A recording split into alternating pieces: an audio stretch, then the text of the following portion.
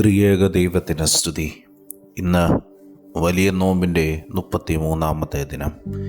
കാൽവറിയിലേക്കുള്ളതായ നമ്മുടെ യാത്രയുടെ 33-ാമത്തെ ചവിട്ടുപടിയും നാം ചവിട്ടിക്കഴിഞ്ഞു. ഇനിയുള്ളതായ യാത്രകൾ നമ്മളെ സംബന്ധിച്ചിടത്തോളം പ്രധാനപ്പെട്ടതായ യാത്രകളാണ്. ക്രിസ്തു കേന്ദ്രീകൃതമായ യാത്രകളാണ് ഇനി നാം ചെയ്യേണ്ടത്.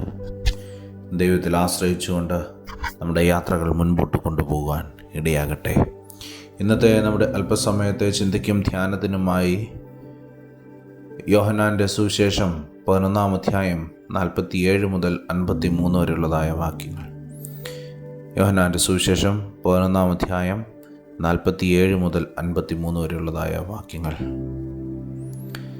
യേശു കർത്താവ് ലാസറിനെ ഉയർപ്പിച്ചതിന് ശേഷം യേശുവിൻ്റെ ശക്തി എല്ലാവർക്കും വ്യക്തമായി.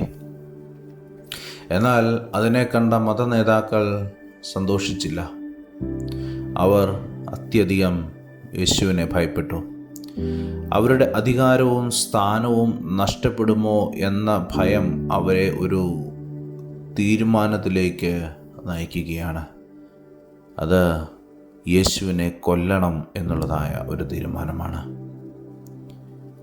മഹാപുരോഹിതനായ കയ്യഫാവ് പറഞ്ഞു, ജനത്തിനു വേണ്ടി ഒരാൾ മരിക്കുന്നത് നല്ലതാണ് എന്ന്.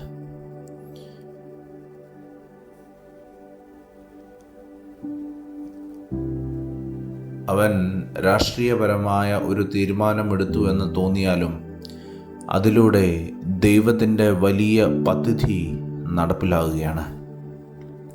അവർക്ക് അതൊരു ഗൂഢാലോചന ആയിരുന്നു, എന്നാൽ ദൈവത്തിന് അത് രക്ഷയുടെ പദ്ധതിയായിരുന്നു. ഇത് നമ്മെ ഒരു ആഴത്തിലുള്ള സത്യത്തിലേക്ക് നയിക്കുകയാണ്. മനുഷ്യരുടെ ദോഷകരമായ പദ്ധതികളും ദൈവത്തിൻ്റെ കൈകളിൽ നന്മയ്ക്കായി ഉപയോഗിക്കപ്പെടാം.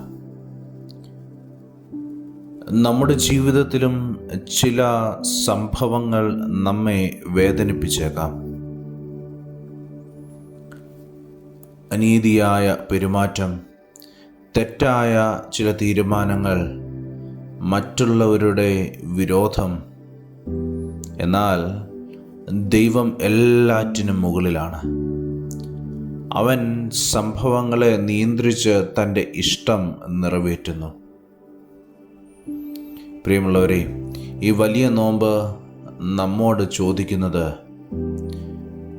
ഞാൻ സംഭവങ്ങളെ ഭയത്തോടെ കാണുന്നുവോ അതോ വിശ്വാസത്തോടെ കാണുന്നുവോ?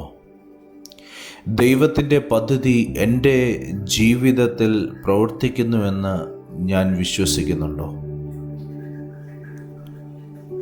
ക്രൂശ് മനുഷ്യരുടെ ദോഷത്തിൻ്റെ ഫലമായിരുന്നു.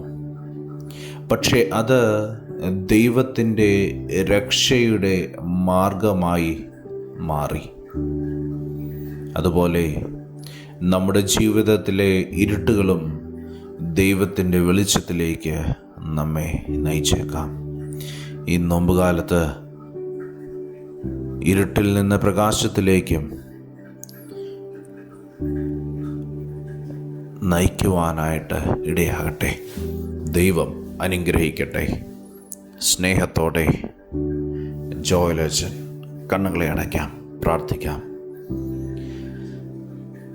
സർവാധിപനായ ദൈവമേ, മനുഷ്യരുടെ പദ്ധതികൾക്കപ്പുറം നിന്റെ ഇഷ്ടം നിലനിൽക്കുന്നുവെന്ന് ഞാൻ വിശ്വസിക്കുന്നു. എൻ്റെ ജീവിതത്തിലെ ആശയക്കുഴപ്പങ്ങളിലും വേദനകളിലും നീ പ്രവർത്തിച്ചിരുന്നുവെന്ന് എനിക്ക് ഉറപ്പ് നൽകണമേ. എല്ലാം നിന്റെ മഹത്വത്തിനായി ഉപയോഗപ്പെടുത്തണമേ. യേശുവിൻ്റെ നാമത്തിൽ തന്നെ ആമേൻ.